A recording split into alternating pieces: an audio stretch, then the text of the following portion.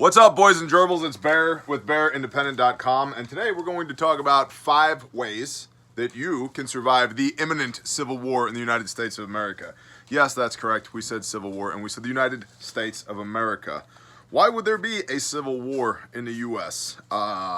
Let's have some bullet points. A widening ideological gap between the right and the left, regardless of whether or not you ascribe to either of those political ideologies. Scarcity of resources, which is always a factor in warfare. Inadequacy of the federal and or state governments, if you haven't noticed any of that going on since the world got a little COVID-y. Foreign influence. Do you even Russia, China, Iran, bro? And how about the Hegelian dialectic? Yeah, Google that one. Hegelian dialectic. Division is profitable for they, the reptilian overlords that live inside of the hollow earth and only come out with their unmanned aerial vehicles to take over the world and eat our kidneys for adrenochrome. Yes, those people. All right, how to actually survive a civil war. And I know this is going to piss some of you off, and frankly, in love, I don't care, because you need to do these things. Okay? Step 1. This sounds really basic, but it's true. Don't be where it is. Okay? Number 1, don't be where it is. Relocate. From where to where? Well, right now, getting back to that widening ideological gap, you may have noticed that the vast majority of conflicts in these United States of America are in urban communities, the cities.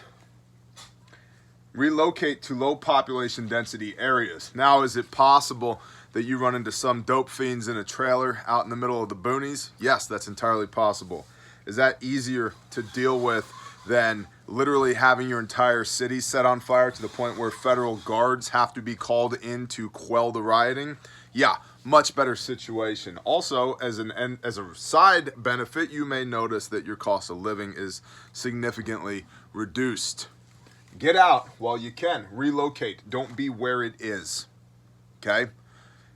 It doesn't matter if Portland's on fire if you're not in Portland. GTFO, bro. Get out. Number 2, be independent of the system. You may have noticed that the system is failing wonderfully everywhere.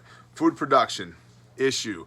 Civil unrest, clearly. Tyranny, yep. Economic crisis, a looming world war, yup. This system, don't care about you. Don't care about me either. Get independent of the system. That's why this channel exists. That's why we are called Bear Independent. My goal is to be so wildly independent of the system that when the world ends for real, one of y'all has to come tell me a couple weeks later. Okay? So we have an entire playlist in the called the Prepper Classroom. Okay? Here on YouTube for free. The Prepper Classroom. There's about 40 episodes there. We go over everything about food, water, shelter, security, communications, sanitation, education, evacuation, how to bug out, what to look for in a bug out property, how to build community, how to do all of these things. It's all in the Prepper Classroom here for free on YouTube. You can also, if you feel so moved, get the Prepper Notebook, which is the companion piece to the Prepper Classroom at BearIndependent.com. You need to be independent of the system. The system is failing. If you can acknowledge that the system is failing, you should do something about it so that it doesn't fail you. Take personal responsibility and make sure that you are in a position to act, not be acted upon. Number 3, reduce your secured debt. Reduce secured debt. Why? You know who owned the majority of farmland after the Great Depression? Banks. Not farmers, banks. Because a lot of people have thought, well, if we have an economic crisis, they're not going to repo my land. What do they want my land for? No, homie. It's not the ones and the zeros that has value. It's not the fiat currency that your government has commanded you to use to transact business with that has value. It's the actual secured, it's your land, bro. Yeah, that's what they want. They want your land. That's why they lent you money against it in the first place. If it didn't have value, they wouldn't have lent you money against the land in the first place. That's secured debt. So of course they're going to take your land. They already have. They already do. This happens worldwide every time there's a financial crisis.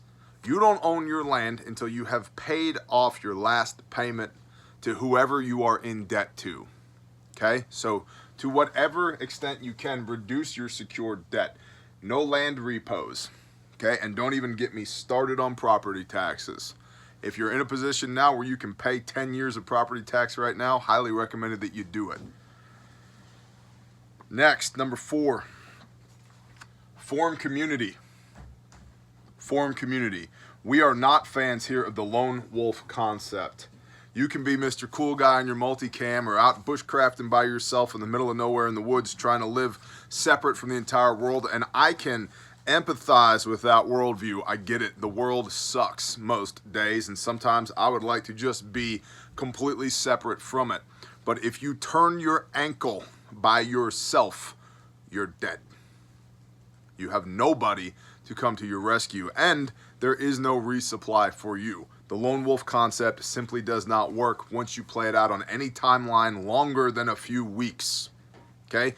They literally have an entire show called Alone. Shout out to our bud Alan K. Bless you, brother. Where the entire challenge is, how long can you be alone in a survival situation?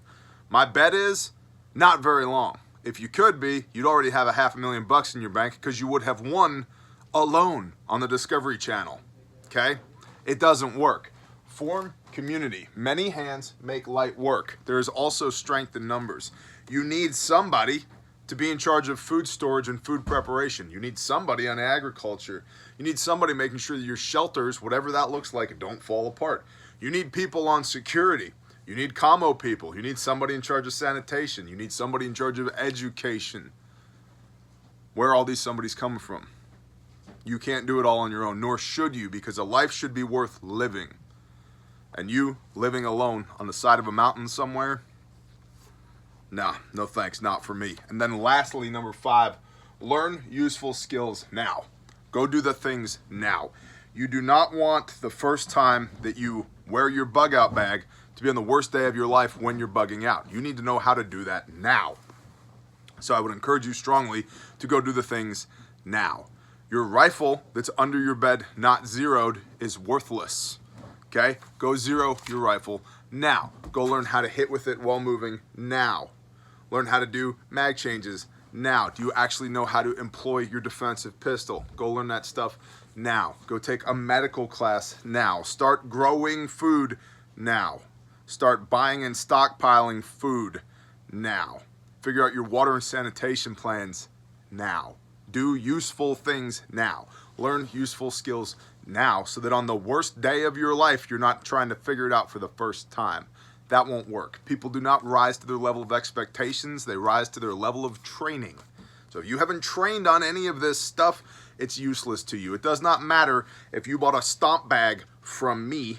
If you don't know how to use it, it's just a waste of time and money. Okay? So, to that end, do these things. Recap 5 ways to survive civil war in the United States of America. 1, don't be where it is. Relocate. GTFO, bro. Number 2, figure out how to be independent of the system. For instructional content on how to do that, use the Prepper Classroom playlist here on this channel. Number 3, reduce your secured debt so that your land, to the most extent possible, belongs to you, not somebody else, so that you can make use of that land, not have it repoed by the bank. Number 4, form community. Many hands make light work, and there is strength in numbers. You cannot do it all by yourself, nor should you do it all by yourself. And number 5, learn useful skills now. Go and do the things now so that you can act, not be acted upon. If you found this video valuable, please consider liking this video, subscribing to our channel, and sharing this content to somebody who needs to see it. If you'd like to check us out on Patreon, as always, you can click the baby bear up in this corner. I'm deeply appreciative of the patrons. We could not and would not do this without you. We are also on the march to 100,000 subscribers here on YouTube, so I would greatly greatly appreciate it if you could please subscribe, help us get over that 100,000 hurdle. That helps us in our ongoing battle against the YouTube algorithmic robots. Bless y'all. Shalom.